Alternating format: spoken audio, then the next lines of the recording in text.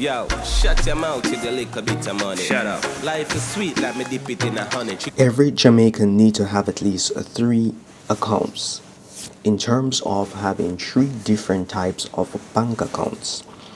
And those bank accounts that we're going to be discussing are the savings account, your checking account, and your investment account. Yes. So those 3 accounts are the main accounts that every well-thinking individual who cares about their financial future should have. I'm going to walk you through the steps of how you can use these accounts for your best interests. So, the idea that saving will make you rich or wealthy is a lie. Saving will never make you rich. Putting money in an account, considering for inflation and the devaluation of the dollar, as time elapses, that is theta, what is happening is that what you had before is worth less. So you had $1 million in 2020. That $1 million may be equated to or equivalent to $600,000 because inflation would have eaten out the value of that money.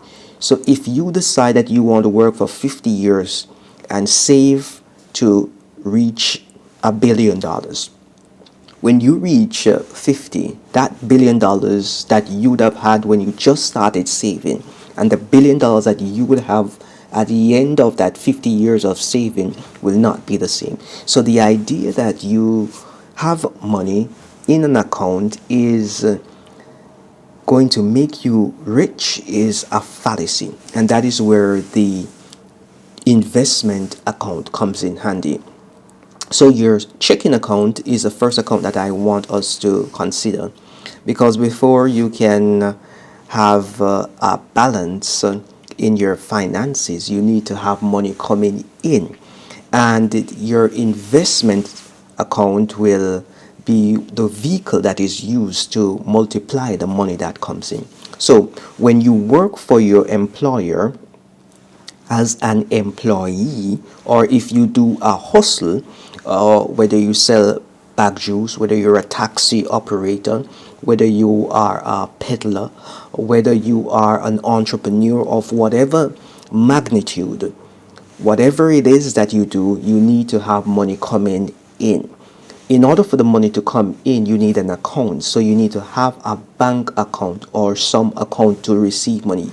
There is no sense in doing business or having an interaction with someone if you cannot collect the money.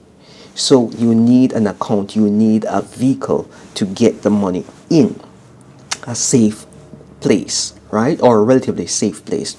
So you are going to need to have a bank account set up, and we're going to go through how you can go about setting up a bank account in the future. But for now, let us just discuss these accounts.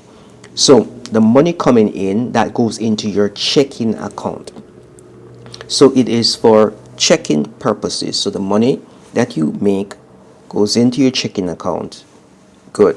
So while it is in your checking account, the next step you want to do is to move that money into a savings account for safekeeping, because the checking account is the account that you will draw on to pay bills. So you want that account to be at zero at all times as best as possible. So as money comes into it, you take it out and put it into your savings section of your account. And the reason we are doing this is to protect ourselves, or to put up a wall of protection, so that when those persons with nefarious intention try to scam us or try to exploit our account, when they enter the checking account section, they will get $0. But you have to be vigilant in how you structure your accounts so that you can have these safeguards in place.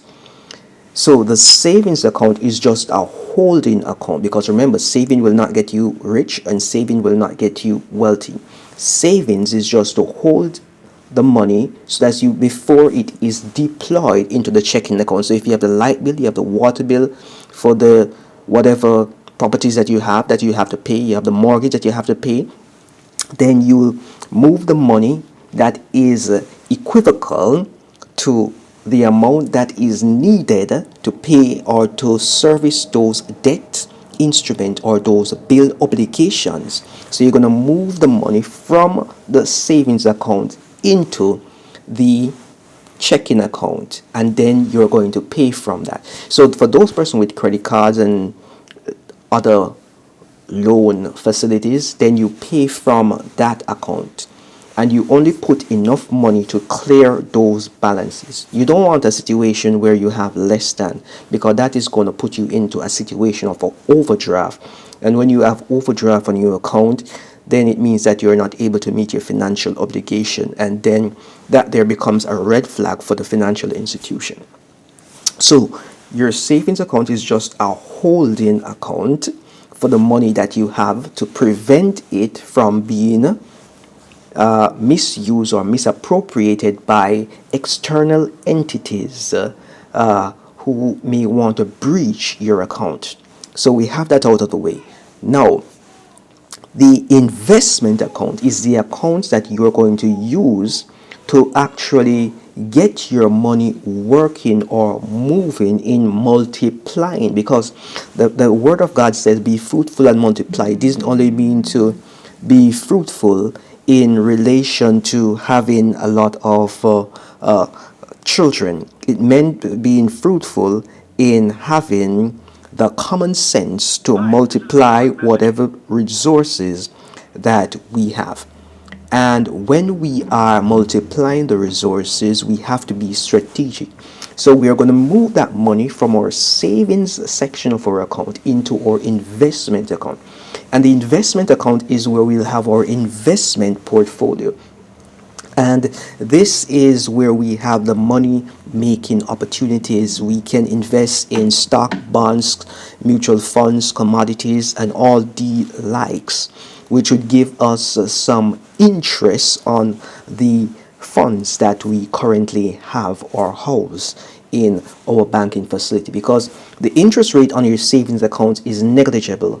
So inflation is going to eat that interest rate out, and then you're going to have to pay on top of that. So basically you are losing more money having your money in your savings account. All right, so you have to be mindful as to how you're going to be moving your money around, especially if you want to maximize the resources that you have. So when we talk about the investment account now, there are many different options that are available for an individual to invest in, and it is often said that it is good to get a financial advisor to advise you as to how to invest your resources. But I believe that each individual should be their own financial advisor. You have worked hard for your money, so you need to be advising yourself or getting the information so as you can advise yourself in managing and multiplying your money. I'm going to share this with you, that majority of the financial advisors are not in a position to get a better return than just putting your money in international index funds. Majority of them are not skilled enough to get a better return than that. So if that is the kind of return, 10 to 15% return they're going to give you, there is no need for them or their services, because the stock market in the US can give you that. The Jamaican stock market can give you that independently of having them. If they're not telling you they can give you 50% or more, I don't think you need them. And I don't think that a person who has less than $1 billion need to have a financial manager as well. So if you have a $250,000, $1 million, even $100 million, you really can manage that money by yourself. It is not rocket science, and if they complicate it, it means that they don't really understand it. And when they present to you the idea of derivatives and all these kind of fancy instruments, you have to be mindful to see, are they making money off your money and then giving you the residue, or are they putting you in a position where they are making you wealthy? I want you to understand that the financial advisor, the financial liaison that you may have is in the business actually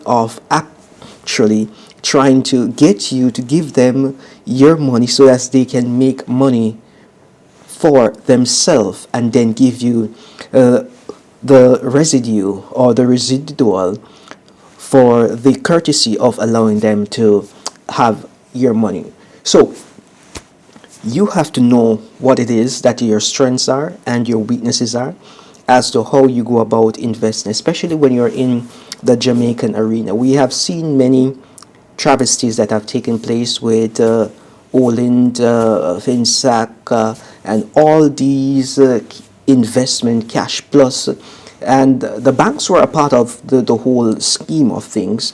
They were the ones who allowed certain malpractices to take place, and I don't want anyone to have to lose money. But if you are going to try to multiply your money, you have to know that there is a risk of a total loss of the money. But I think that it is better that you lose your money than to have someone else lose your money on your behalf. That's just how I look at it. You work so hard for the money, so better you are the one who lose the money. But you don't have to lose the money. If you have the right financial information, then you can position yourself, and not only yourself but position your family so that they can manage the resources that you will amass and you will transfer to them.